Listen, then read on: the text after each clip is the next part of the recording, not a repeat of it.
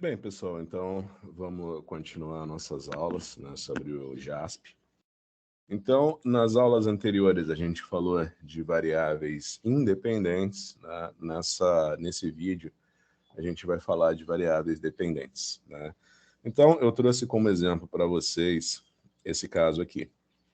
Nesse caso aqui, você tem 8 amostras, né, de batata Cheetos. Esses dados, né, eles são de um artigo do Plevia. Eu vou deixar na descrição do vídeo o link para o artigo e o nome do artigo, né? Então, você imagina que o Plevia, ele pegou 8 amostras de batata frita, né? No caso, ele falou que a marca é o Fritos. Ele pegou 8 amostras de batata frita e analisou. Ele analisou por espectroscopia de emissão atômica e também analisou por titulação com nitrato de prata, né? No caso, ele titulou a batata frita, né? Ele pegou, deixou a solução de batata frita numa solução aquosa, sobre agitação, depois ele filtrou, aí ele foi lá e titulou com nitrato de prata, né? Então você sabe que o nitrato de prata ele reage com o cloreto, né, de maneira a formar o cloreto de prata. Então ele assumiu que todo o cloreto que ele titulou estava na forma de cloreto de sódio, né? E a emissão atômica, né, uma técnica muito clássica para você determinar a concentração de sódio. Então você imagina que através de emissão atômica ele determinou diretamente a concentração de sódio na amostra e através da titulação com o nitrato de prata ele determinou indiretamente a concentração de sódio na amostra, né? Visto que você não vai conseguir titular cloreto com... Você não vai conseguir titular sódio com nitrato de prata, né?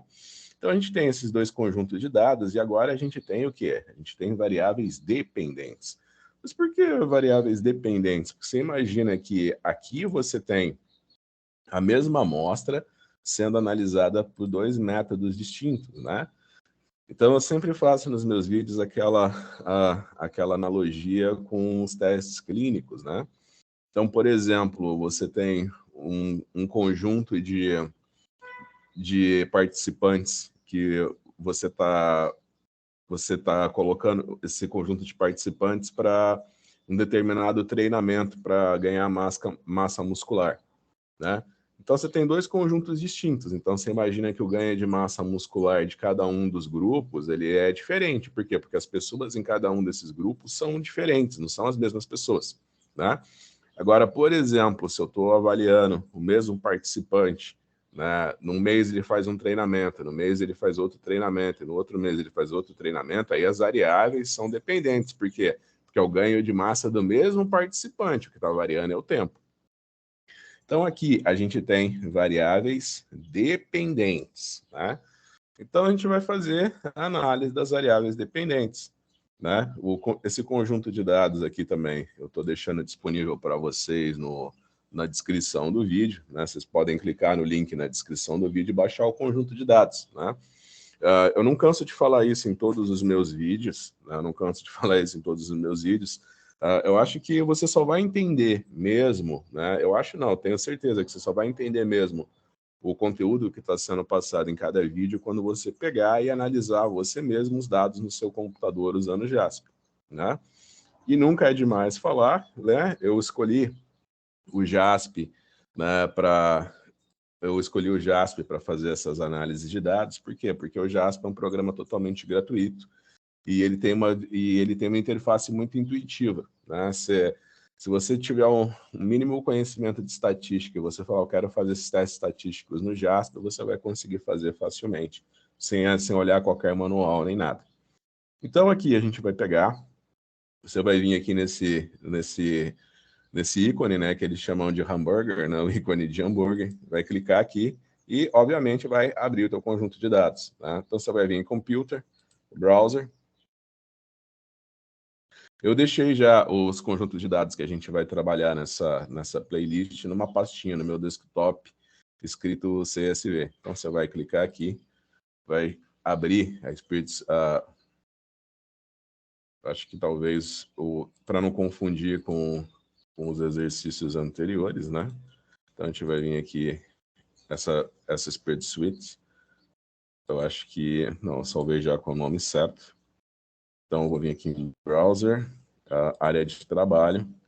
Aí eu deixei aqui no meu desktop uma pastinha escrito CSV, né, onde você pode abrir essa planilha que a gente vai trabalhar, que é a Spreadsheet Number 2, né, Spreadsheet, a planilha 2. Né. Lembrando para vocês também, né, nunca é demais passar esse tipo de informação.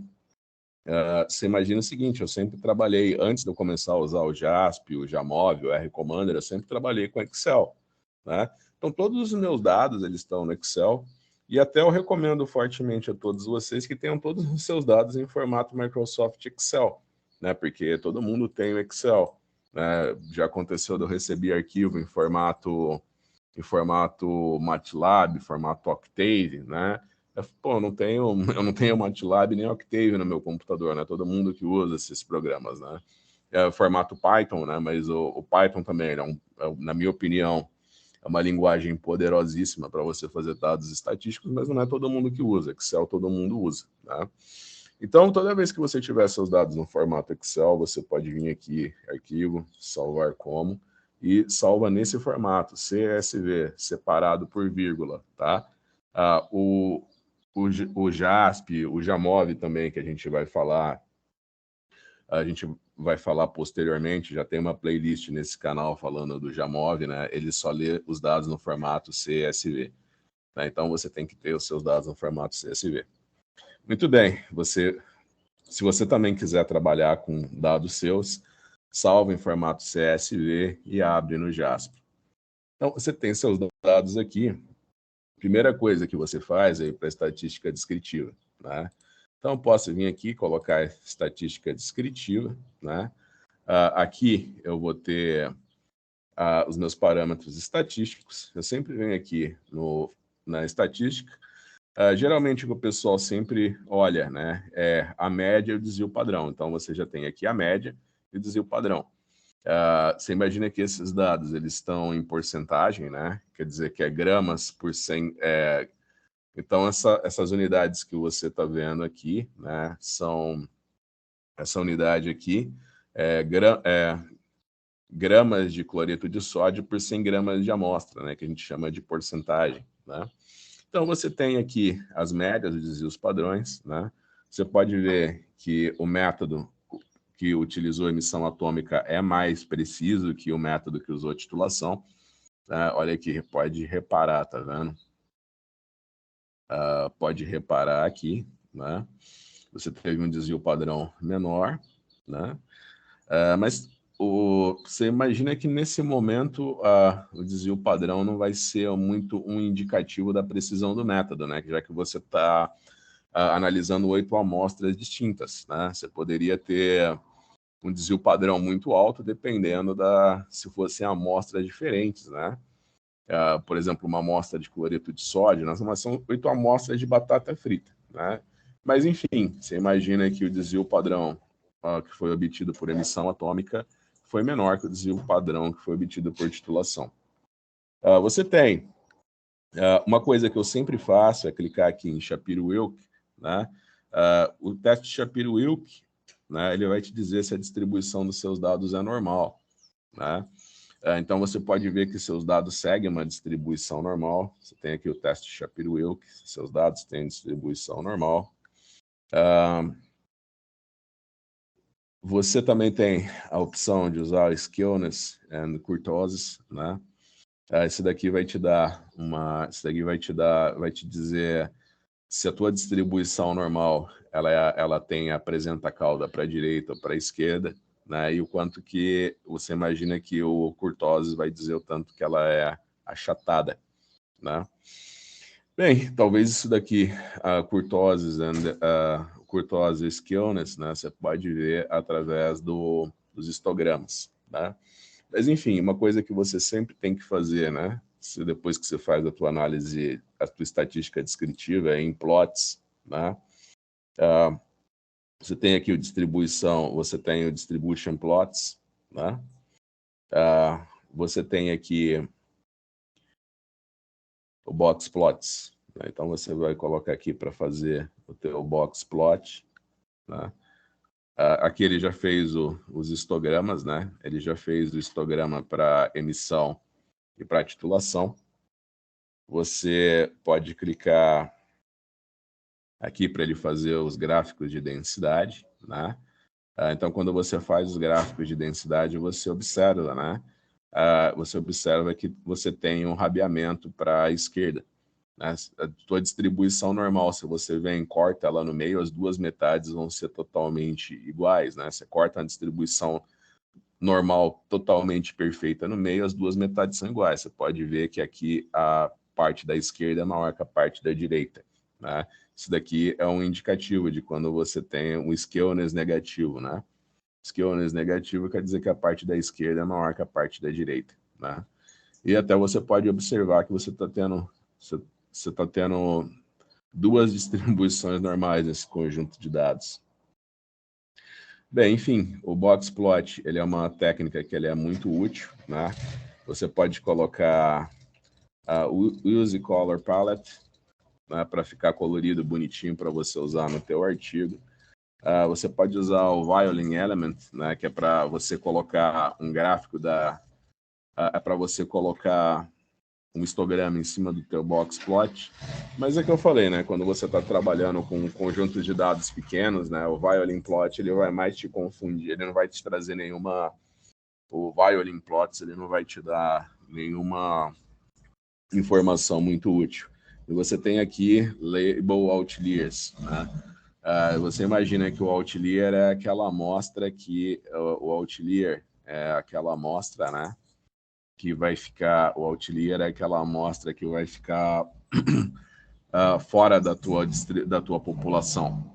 Eu sempre dou aquele exemplo, né, da pesquisa de mercado, né? A universidade contrata uma pesquisa de mercado para ver quanto que os ex-alunos estão ganhando. Aí você tem 99 alunos ganhando R$1.000 e um aluno ganhando R$100.000. Né? Você imagina que esse aluno que é um outlier, né, ele está muito fora dos demais, ele tem uma renda muito maior que os demais, ele vai estar muito fora da população. Se você fizer um boxplot, né, que o boxplot vai ficar pequenininho aqui, o salário dele vai ficar lá em cima. Né? E você imagina que outliers, eles afetam, resultados que são outliers, eles afetam negativamente a tua análise de dados. Né? Ele faz você ter conclusões errôneas.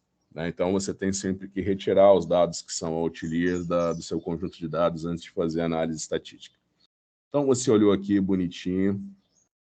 Não existe nenhum resultado outlier dentro dos seus conjuntos de dados. E você pode considerar que esse conjunto de dados segue uma distribuição normal. Então, você pode utilizar um teste paramétrico, que é o teste T para variáveis dependentes. Então, você vai vir aqui em teste T, vai colocar aqui Paired Sample T-Test, que é um teste T pareado para amostras dependentes. Né? Então, isso daqui você usa quando as suas amostras são dependentes. Né?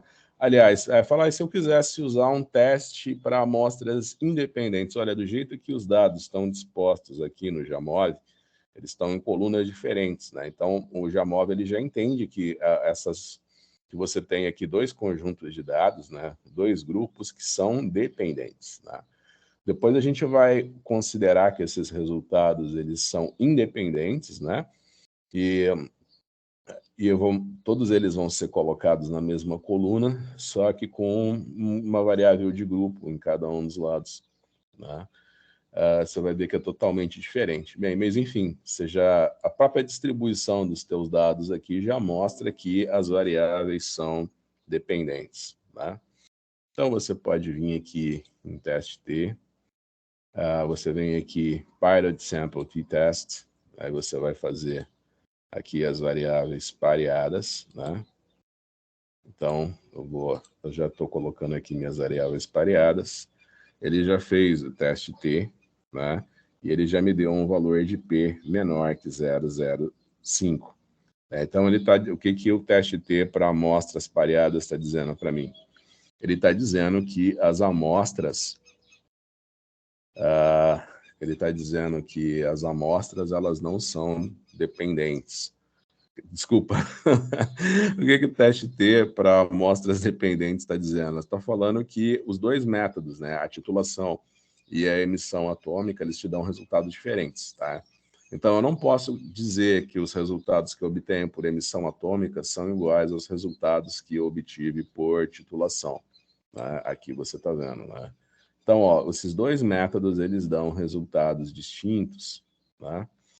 Por que, professor, que que esses dois métodos dão resultados distintos, né? Porque o valor de P é menor que 0,05, né? Aí falar, ah, tá, professor, então todas as minhas decisões, elas são baseadas no valor de P, né? Se é maior do que 0,05, eu digo que não tem diferença. Se é menor que 0,05, eu digo que tem diferença, né? Olha, você tem o que eu falei, uma imagem vale mais do que 1000 palavras, né? E dentro da estatística eu posso dizer para vocês que se uma imagem vale mais do que 1000 palavras, eu posso dizer que um gráfico vale mais do que o valor de P, né? Então, o que a gente pode fazer? Você tem aqui os descriptive plots, né? O descriptive plots, aí você coloca um descriptive plots colocando um confidence interval, né?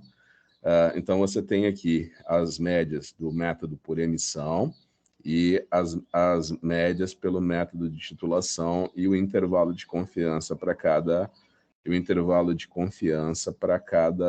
um dos métodos. Então, olhando para o descriptive plots, você já consegue concluir que os dois métodos dão resultados distintos, né?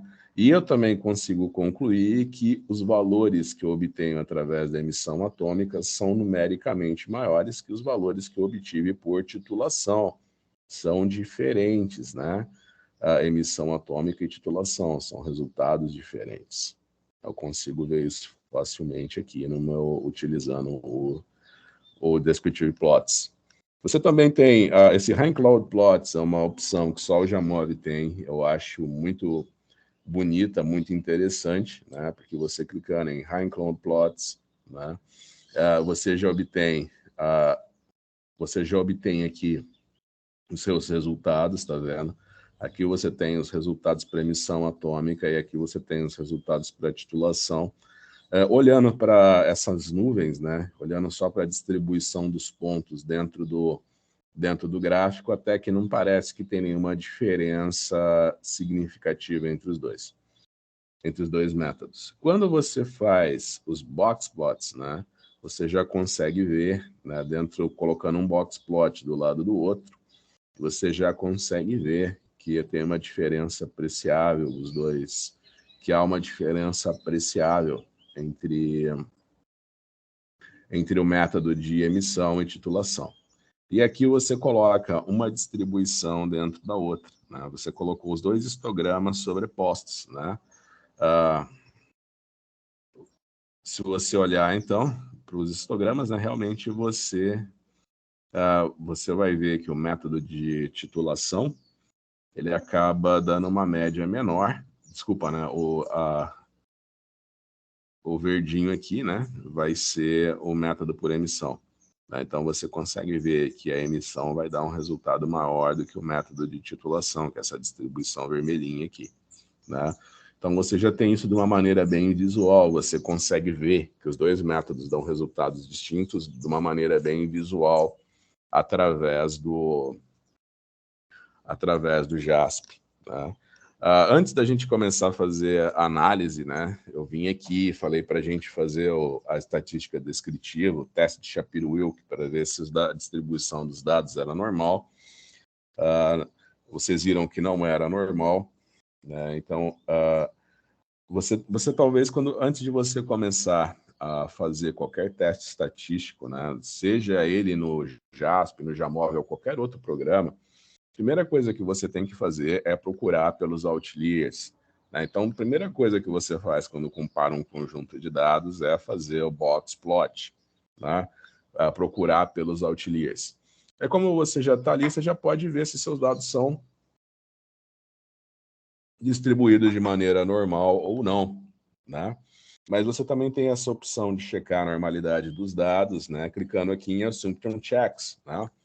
Então, você clicando em Assumption Checks, ele já vem aqui e fala para você que agora você considerando o conjunto de dados como um todo, que você não tem uma distribuição normal, ele te deu um P menor do que 0,18. Você imagina que se eu fosse olhar individualmente, né, a gente tem aqui a estatística descritiva, se eu fosse olhar individualmente para cada conjunto de dados, eu poderia dizer que cada um dos conjuntos de dados segue uma distribuição normal. Agora, olhando para o conjunto de dados como um todo, o JASP ele já me fala, não, esse conjunto de dados, né, pareados, ele não segue uma distribuição normal, né? Então, se esse conjunto de dados ele não segue uma distribuição normal, né, você pode vir aqui e usar um teste não paramétrico, né, que é o teste de Wilson, né, é o Wilson-Singley-Hank. Então, você vem aqui e vamos comparar esse conjunto de dados através de um teste não paramétrico, que é o teste de Wilson. O teste de Wilson, ele fala para você a mesma coisa que o teste T para duas amostras pareadas, que esses dois conjuntos de dados não apresentam resultados equivalentes, que é que o resultado obtido por emissão atômica é diferente do resultado obtido por titulação. Repara que a hipótese que a gente seguiu aqui é apenas que esses dois conjuntos de dados são diferentes, né? Mas a gente consegue ver através dos descriptive plots, que também são conhecidos como plot of the means, né, como gráficos das médias, né?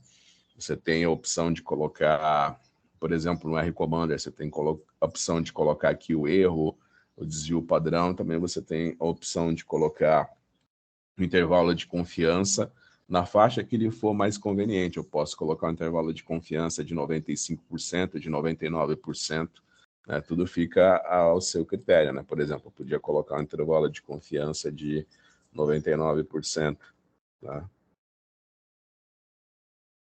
Poderia colocar um intervalo de confiança de 99%. Tá? E você consegue ver essa diferença, então, através do Radicius Plot, do High-Cloud Plots e também do Descriptive Plots, né, dos gráficos descritivos, que também são conhecidos como gráfico das médias, né, ou Plot of the Means. Né? E aqui você também poderia usar a opção você também poderia usar a opção no teste T de não só ver se são diferentes, mas para ver se um é maior que o outro, né? Então ele está falando que você não consegue dizer que é o primeiro conjunto de dados, os resultados obtidos com o primeiro conjunto de dados é maior que o que é obtido com o segundo conjunto de dados. E, na sequência, quando você muda, né, você consegue confirmar essa opção. Né? Na verdade, o mais certo seria dizer, né, você confirma a hipótese, né, que o primeiro conjunto de dados ele dá resultados maiores do que o primeiro conjunto de dados. E se eu for dizer que o primeiro conjunto de dados é menor que o segundo conjunto de dados, ele fala não tem qualquer evidência disso. Certo? Bem, então, esse daqui foi o teste T pareado, né? É quando você compara duas médias dependentes. Então, lembra que o objetivo dessa aula foi comparar duas médias dependentes, né? Agora, no próximo vídeo que eu vou deixar aqui na descrição, que eu vou deixar nessa playlist, a gente vai tratar esses mesmos dados como se eles fossem dependentes, né? Para que a gente vai fazer isso? Para você ver que você pode chegar a conclusões muito diferentes, né, quando você tem variáveis dependentes e considera elas como independentes e vice-versa. Tá? Bem, então essa foi a aula de hoje, pessoal. E o artigo que eu tirei esses dados está na descrição do vídeo e essa planilhinha também que você vai utilizar para fazer o tratamento estatístico dos dados, né? Eu também deixo disponível para vocês aqui na descrição do vídeo. Tá? Então, tudo de bom para vocês e até o próximo vídeo.